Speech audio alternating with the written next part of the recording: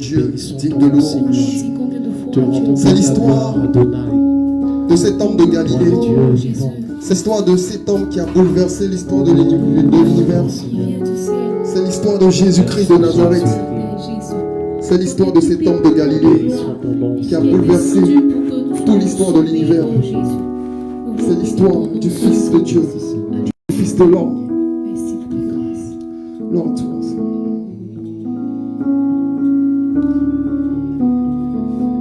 Gloire à toi, Jésus. Toi seul est digne de louange, Jésus.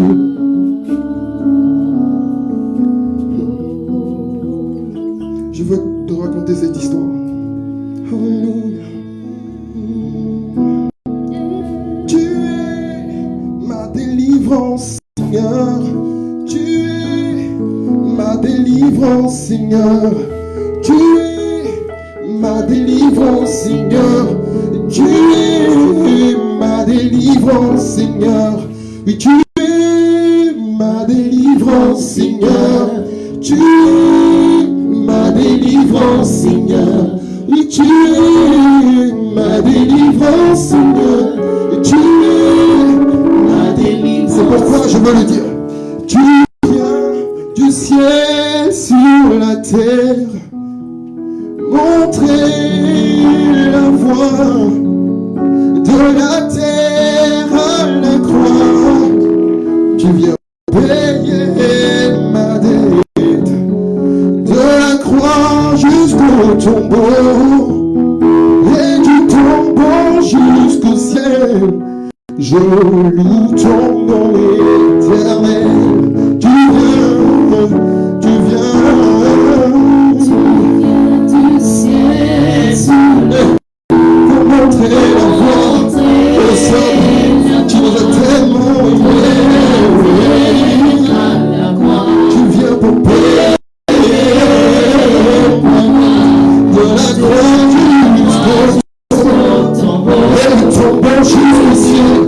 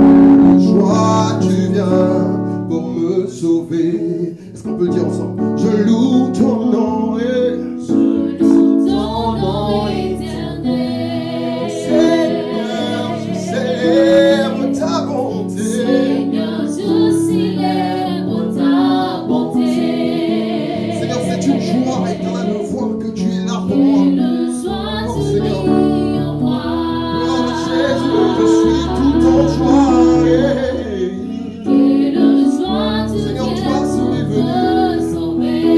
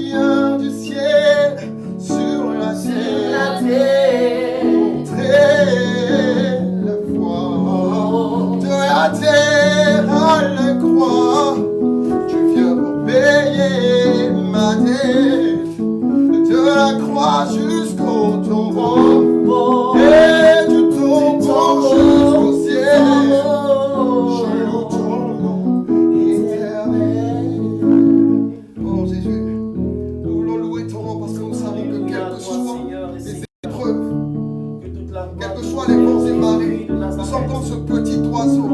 Les masques de Yantalabrechi. Nous sommes comme ce petit oiseau dans la fond du rocher et qui n'a rien à craindre parce que toi, tu es avec lui. Nous sommes comme ce petit oiseau.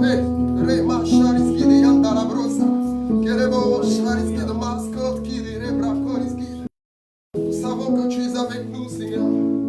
Nous sommes comme ce petit oiseau dans la fond du rocher et qui n'a rien à craindre parce que Jésus, son papa, est avec lui. Parce que le rocher des âges est avec lui. Parce que l'intarissable torrent est avec lui.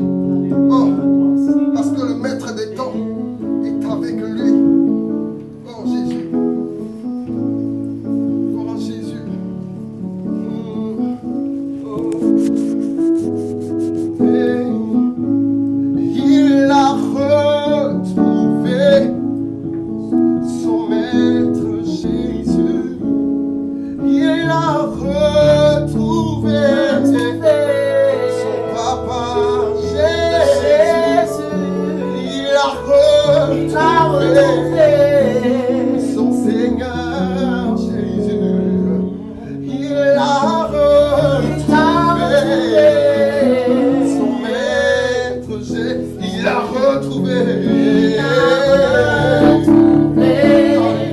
son maître Jésus. Il a retrouvé son maître Jésus. Il a retrouvé son papa Jésus. Il a retrouvé son maître Jésus. C'est la joie. Gloire à Jésus, gloire à son nom. Alléluia. Gloire à son nom. Gloire à son nom. Gloire à Jésus. Alléluia. On va dire la mer en furie. Même quand la mer est en furie. La mer en furie. Je la vois battre les rochers. Avec ses vagues, force vagues. De ces vagues rouleuses. Mais le petit oiseau dormait. Il n'était pas embrassé, mais il dormait. La mer en furie. Alors que je parle, je me souviens de l'image de Jésus dans le bateau qui s'est couché malgré que les vents, malgré que la tempête, il s'est couché, il dormait en fait, parce qu'il n'avait pas de crainte. De ces vagues rouleuses. Et je déclare que tu es comme ce petit oiseau qui dormait, quelles que soient les pandémies, il ne craint rien. Oh, il donna un son. Sa main. Jésus donna Sa vie. l'éclair.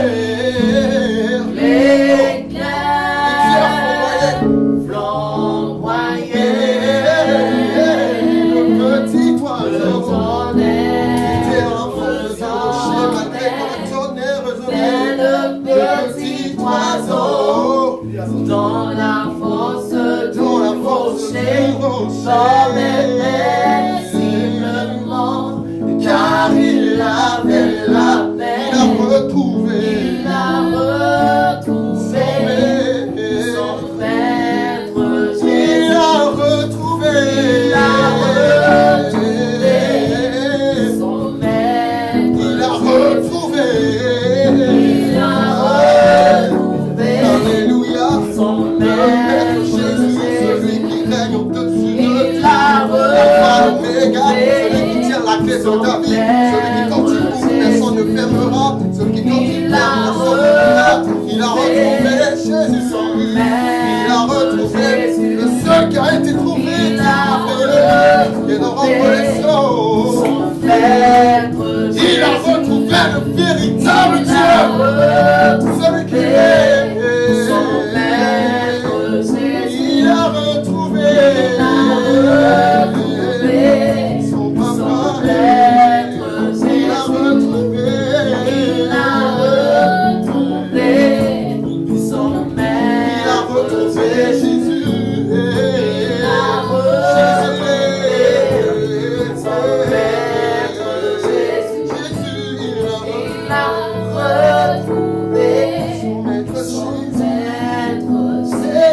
joie. C'est la joie de bon. Je veux rendre gloire à Jésus. Gloire à son nom. Alléluia. Gloire à son nom. Gloire à son nom. Alléluia. Gloire à Jésus. Gloire à son Gloire à nom. Jésus. Alléluia. Gloire à Jésus. Gloire à son nom. Gloire à Jésus. Alléluia. Gloire à toi, Seigneur Jésus. Nous bénissons ton nom, Seigneur. Toi qui es le roi, toi qui es le rédempteur Jésus. Nous voulons te dire oh, merci à toi, roi, non roi, Dieu puissant, Dieu vivant. Roi Dieu au-dessus de tout, Seigneur, nous voulons te dire merci. Oh Jésus.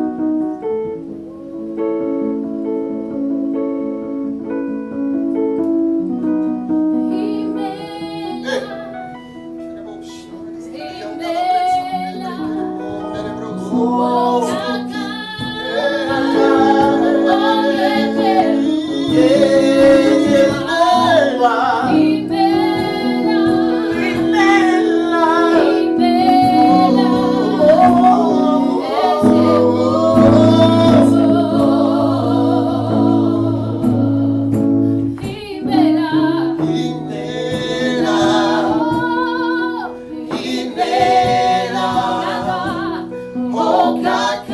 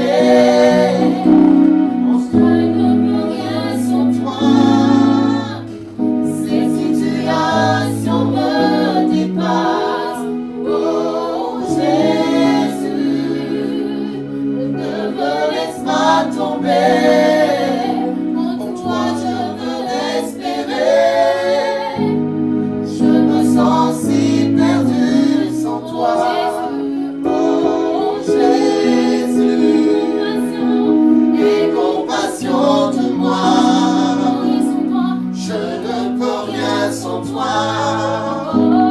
Cette situation me dépasse. Oh Jésus, ne me laisse pas tomber. En toi je peux espérer. Je me sens si perdu sans toi. Oh Jésus, aie compassion de moi. Je ne peux rien sans toi. Cette situation me dépasse. Oh Jésus, ne me laisse pas tomber. En toi je peux espérer. Je me sens si perdu sans toi. Oh Jésus, aie compassion de nous. Nous ne pouvons rien sans toi.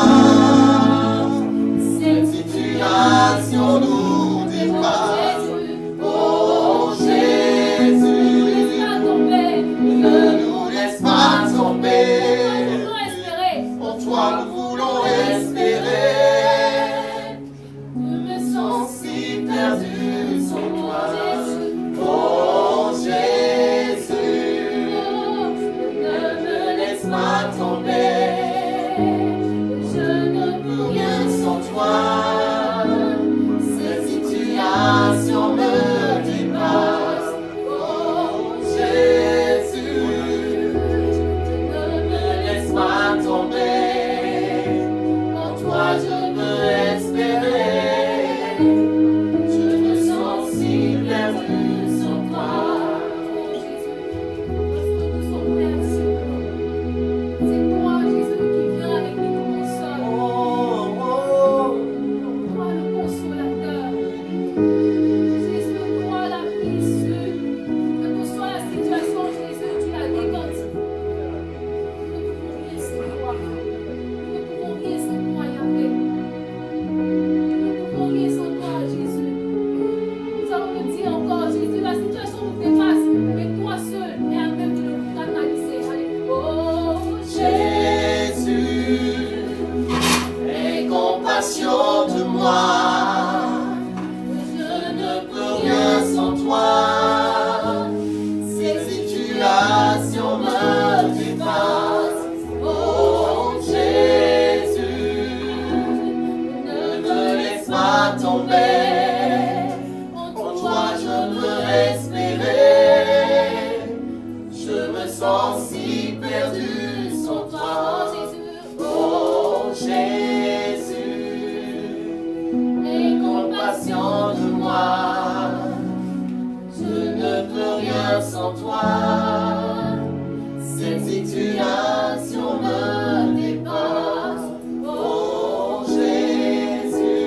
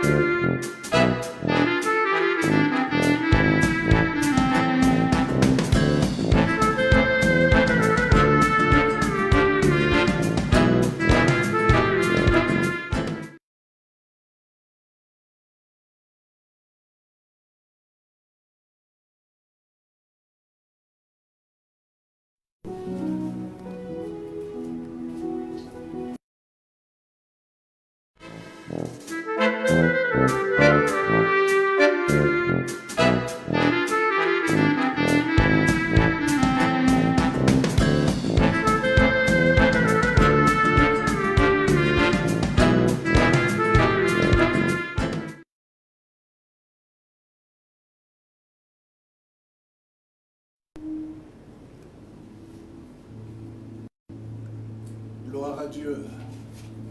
Nous bénissons donc le Seigneur pour encore cette grâce qu'il nous accorde en ce jour de pouvoir nous approcher de lui en dépit de toutes les réalités que connaît notre monde face à cette pandémie. Nous observons donc les mesures barrières. Cela n'est pas contre la volonté de Dieu. Nous bénissons donc Dieu pour sa grâce. Et voulons donc saluer le peuple de Dieu et rappeler aux uns aux autres l'importance de l'observation de ces mesures barrières, savoir observer la distance d'1 mètre, le port du cache-nez qui est devenu obligatoire. J'ai juste ôté le mien pour pouvoir faciliter la prédication. Le lavage systématique des mains. Que Dieu donc continue de fortifier chacun dans cette situation que nous traversons. Dieu ne nous abandonne pas, Dieu nous soutient. Ce matin, avec donc l'autorisation du pasteur principal, le pasteur Esmaël Etienne, nous voulons apporter la pensée que Dieu nous a mis sur le cœur en vue d'exhorter le peuple de Dieu, d'encourager les uns les autres en ces temps difficiles.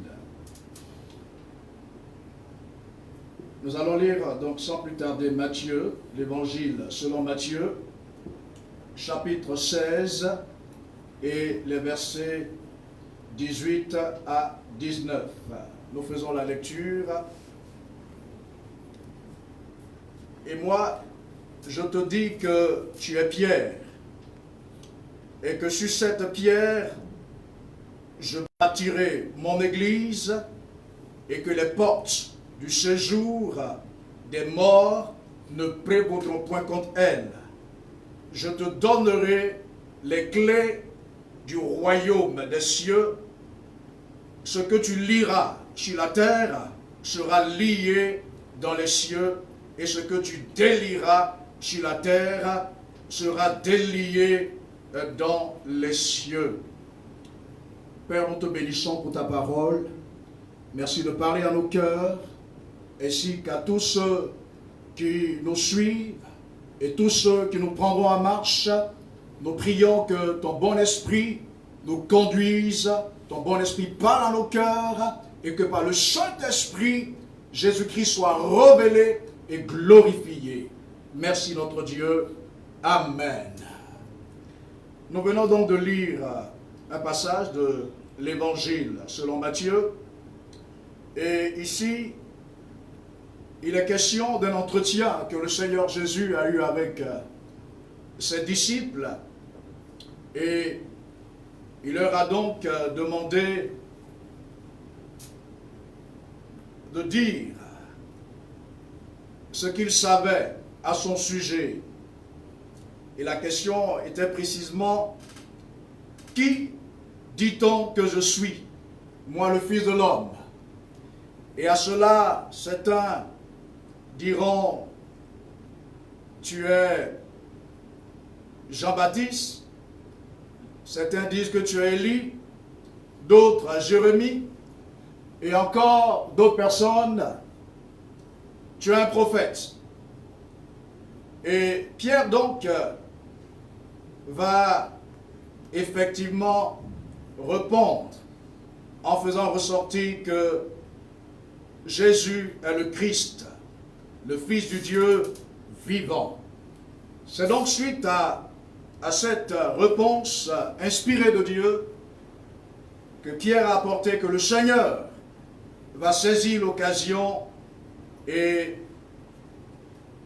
déclarer les paroles que nous venons de lire, savoir que Pierre sera un instrument par lequel il bâtira son Église.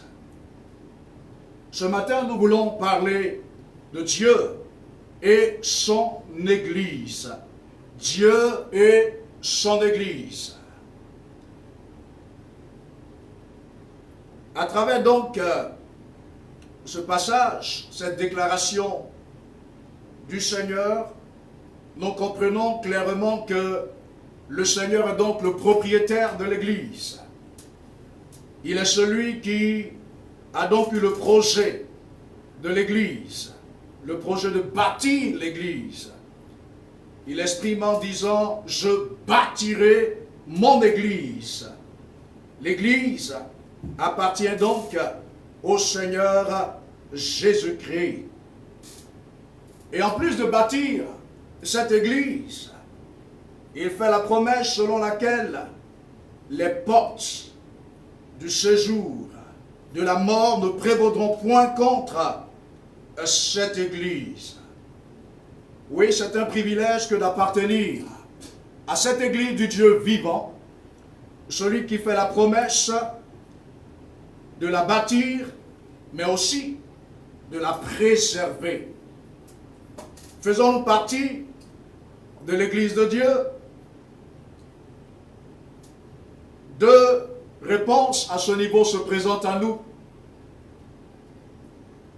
La première, nous dirons que si nous ne faisons donc pas partie de l'Église, nous voulons saisir cette opportunité, saisir cette occasion pour inviter tous ceux qui n'ont pas encore expérimenté le salut pour devenir membres de cette Église. Nous voulons les inviter à accepter le Seigneur Jésus-Christ, le recevoir comme son Seigneur et Sauveur personnel. Jean chapitre 3, le verset 16 nous dit que Dieu a tant aimé le monde qu'il a donné son Fils unique afin que quiconque croit en lui ne périsse point. Oui, c'est cela, le plan de Dieu pour l'humanité. Parler de l'Église, c'est parler de l'amour de Dieu pour l'humanité. L'Église est donc l'ensemble des rachetés de Christ. L'Église, ce n'est pas un bâtiment, c'est le corps de Christ, dont il est la tête, dont il est le chef. Et donc quiconque reçoit Jésus-Christ de Nazareth comme son Seigneur et Sauveur personnel devient systématiquement membre de cette Église dont il est le fondateur. Nous invitons donc ceux qui ne l'ont pas reçu à travers cette plateforme à effectivement se tourner vers le Seigneur en ces temps difficiles, en ces temps qui sont mauvais. Il a fait la promesse de préserver cette Église contre les portes du séjour de la mort.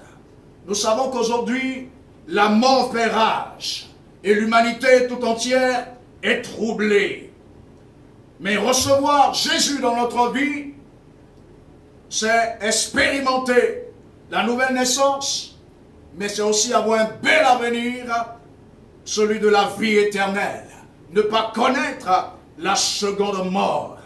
Cher ami, je t'invite donc, toi qui me suis, à effectivement donner ta vie au Seigneur afin de faire partie de cette Église qui est la famille du Dieu vivant. Nous entendons beaucoup de choses et chacun cherche plus ou moins à se protéger, mais nous voulons ramener les uns les autres à la parole de Dieu qui effectivement nous rassure à ce niveau, savoir que l'Église de Jésus-Christ est protégée par sa main toute puissante. Pour celui, effectivement, qui a déjà reçu Jésus, qu'est-ce que cela implique? Nous devons effectivement, bien aimé, réaliser que désormais, nous appartenons à ce Dieu vivant. Nous appartenons à Jésus-Christ, le bâtisseur, le créateur par excellence. C'est lui qui dirige, c'est lui qui bâtit la vie de l'humanité. Pour ceux qui l'ont reçu, qui l'ont accepté comme leur Seigneur et Sauveur, quel privilège, quelle grâce d'être dans cette famille de Dieu. La Bible dit en Jean chapitre 1, le verset 12, « Mais à tous ceux qui l'ont reçu et qui ont cru en son nom, elle a donné le pouvoir de devenir enfants de Dieu. » Alléluia! Quel privilège, quelle grâce d'appartenir au Dieu créateur, au Dieu vivant et vrai. Oui, chers frères, chères sœurs, je voudrais, au travers de la parole de Dieu, te rappeler ton identité d'enfant de Dieu, savoir que tu appartiens désormais au Dieu vivant et vrai. Peu importe les difficultés, peu importe les épreuves que nous pouvons traverser, n'oublions pas que nous appartenons au Dieu vivant et vrai. Celui qui est le créateur des cieux, de la terre, de la mer et tout ce qui s'y trouve. Il a le contrôle de toutes choses entre ses mains. C'est pourquoi, au travers ce message que nous avons intitulé Dieu son Église, nous voulons rappeler aux uns aux autres que nous sommes dans une alliance. Nous sommes dans la famille de Dieu.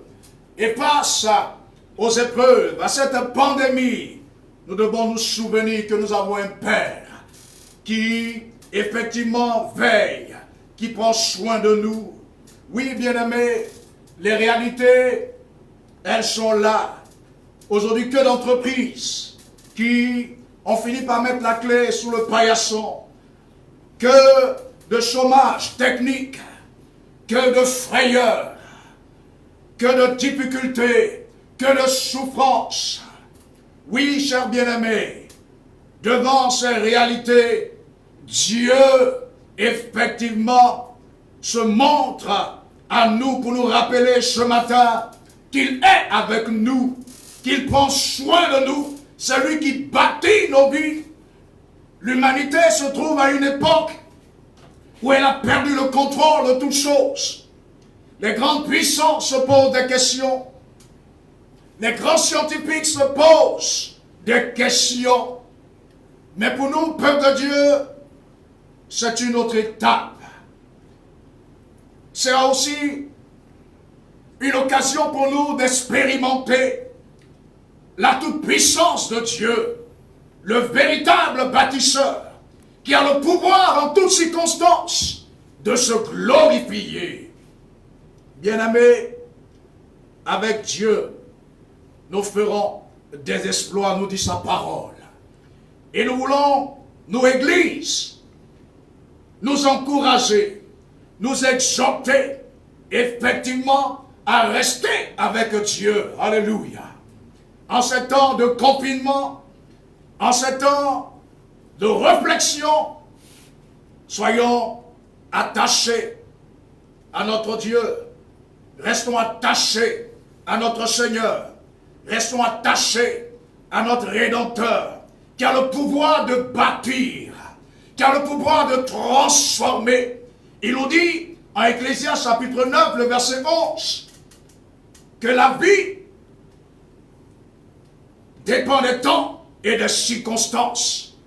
La richesse n'est pas aux sages, ni la course aux agiles, ni la guerre aux vaillants, mais tout dépend pour eux des temps et des circonstances. Et nous savons que Dieu est le maître des temps et des circonstances. Et sa parole nous rappelle que toutes choses concourent au bien de ceux qui aiment Dieu. Alléluia. Toutes choses concourent au bien de l'Église.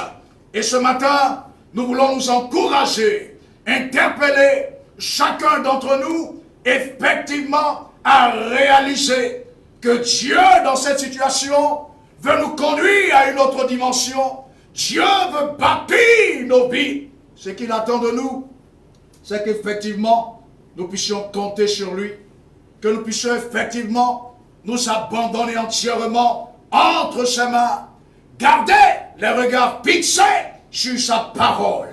Gardez les regards fixés sur la personne de Jésus-Christ, notre Christ, notre Messie, notre Sauveur, notre Libérateur. Alléluia.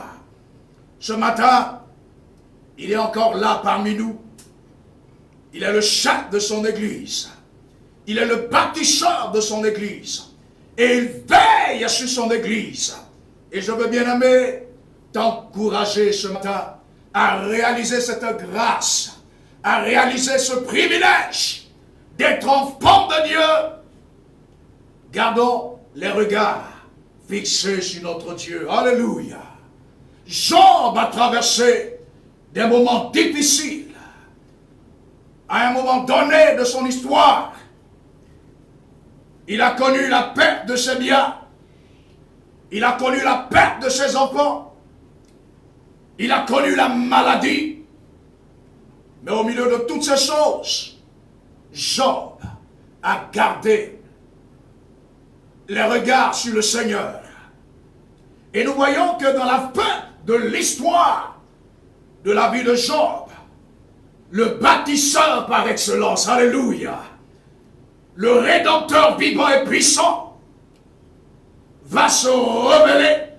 Et Job va faire cette déclaration: mes oreilles avaient entendu parler de toi, mais maintenant mes yeux t'ont vu. Alléluia.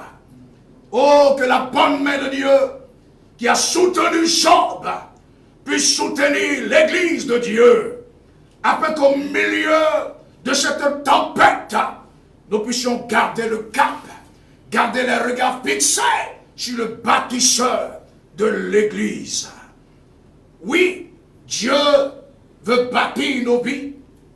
Dieu veut nous conduire à un autre état. Et nous savons qu'en général, lorsque l'homme se retrouve face à l'inconnu, il est paniqué, il est troublé, il est angoissé. Mais Dieu fait la promesse, alléluia, à son église. C'est lui qui l'a bâti. Et cette œuvre continue. Il a dit: je bâtirai mon église. Dieu est toujours dans ce processus. Et il continue cette œuvre. Dieu veut bâtir ta vie sociale. Dieu veut bâtir ta vie morale. Dieu veut bâtir ta vie spirituelle. Dieu veut bâtir ta vie matrimoniale. Dieu veut bâtir ta vie dans toutes ses composantes. Lui seul a le pouvoir. Lui seul, effectivement, a les clés du succès. Mais bien aimé, ce qui est intéressant, il le dit à Pierre: je te donnerai les clés du royaume. Que le nom du Seigneur soit béni.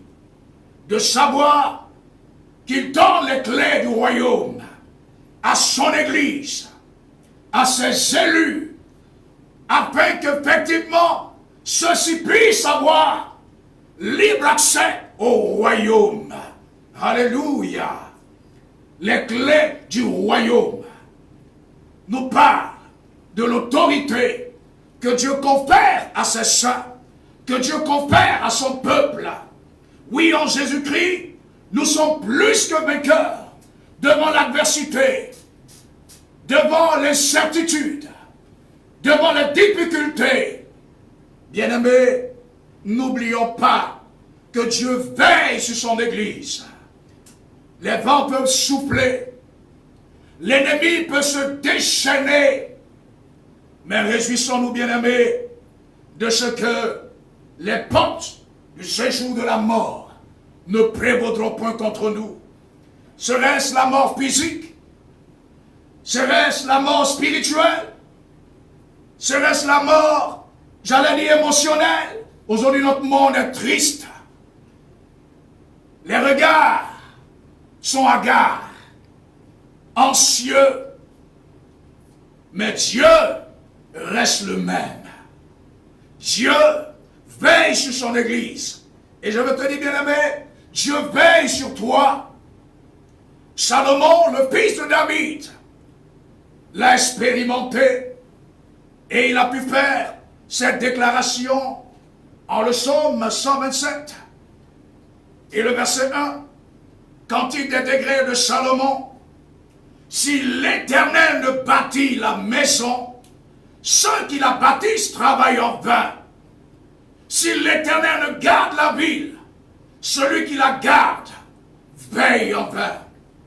Salomon, fils de David, grand bâtisseur, mais lui aussi va devenir un grand bâtisseur. Dieu lui a fait la grâce de bâtir ce temple qu'il a mis à cœur au roi David. Salomon, effectivement, l'a expérimenté. Il a bâti le temple de l'Éternel. Il a bâti son palais. Cet homme riche, cet homme qui a bénéficié de la sagesse de Dieu, va faire cette déclaration. Si l'Éternel ne bâtit la maison, ceux qui la bâtissent travaillent en vain. C'est en cela que nous avons invité ceux qui n'ont pas encore reçu Jésus, qui ne sont pas encore partis de l'église de Dieu, à se tourner vers Dieu, afin de ne pas bâtir en vain.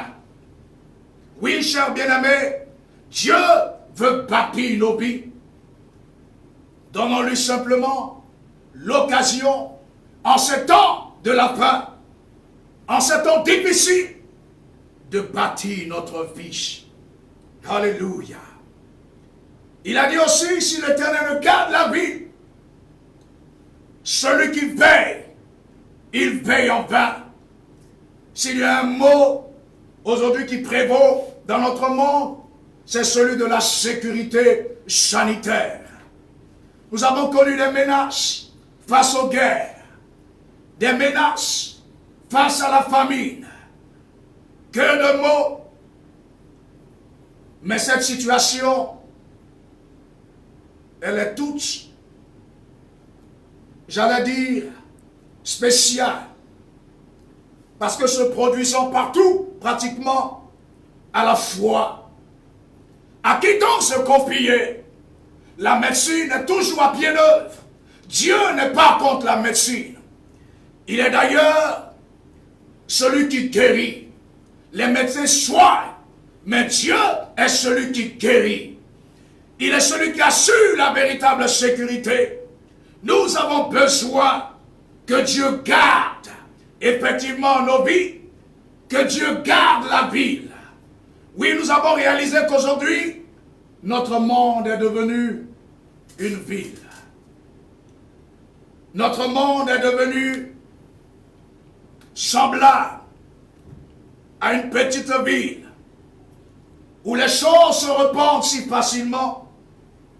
Mais ce matin, Dieu se présente à nous comme étant la véritable sécurité. C'est pour cela que, en plus d'encourager les uns les autres à observer les mesures barrières, ça c'est le niveau humain, nous voulons encourager l'Église à entrer dans sa position d'église, entrer dans le surnaturel au travers de Jésus-Christ, pour encore élever, continuer d'élever la voix vers lui, jusqu'à ce que la victoire de Dieu triomphe, jusqu'à ce que la victoire de Dieu, la sécurité de Dieu, soit le partage de l'Église. Ceux qui n'ont pas le Seigneur sont dans la confusion. Des chefs d'entreprise qui ont vu leur chiffre d'affaires dégringoler de façon vertigineuse. Mes chers amis, ce matin, Dieu veut bâtir ta vie. Dieu veut garder ta vie. La Bible nous parle du développement. La Bible nous parle du modernisme. Mais quelqu'un a dit, science sans conscience n'est que ruine de l'âme. Nous avons besoin de revenir à notre Créateur. Salomon, ce grand roi, très riche, il a goûté à tout. Il a essayé tout.